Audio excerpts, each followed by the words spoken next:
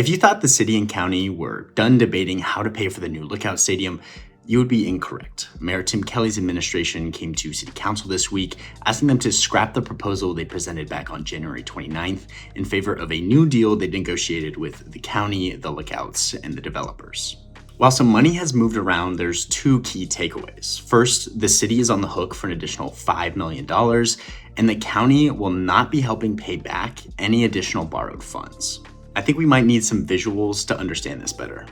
Let's see what's the same. The $80 million that the city and county approved the Joint Sports Authority to issue 18 months ago, that's still there.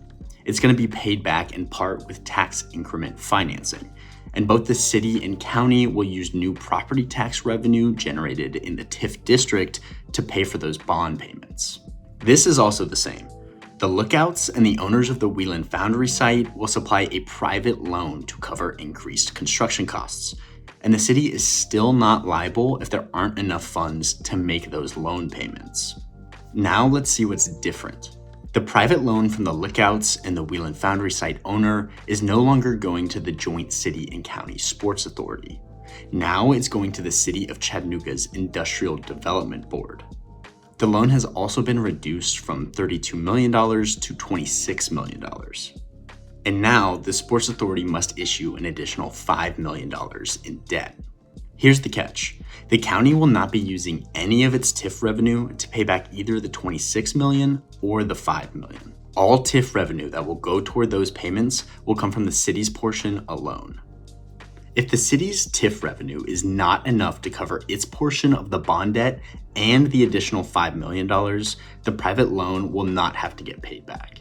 City Council will vote on a memorandum of understanding at next week's meeting, basically saying the city and county agree on this new financing scheme. For its part of the deal, the county will provide $15 million for schools within the South Broad area, including $10 million for the Howard School. Details on where that $15 million will go will have to be worked out down the line between the county commission, the school board, and community members. If this agreement goes through, expect more city council votes in the coming weeks. First, to allow the Sports Authority to take on an additional $5 million in debt, and a public hearing about amending the economic impact plan, which is basically the guiding document for how all of this TIF financing and the stadium financing works.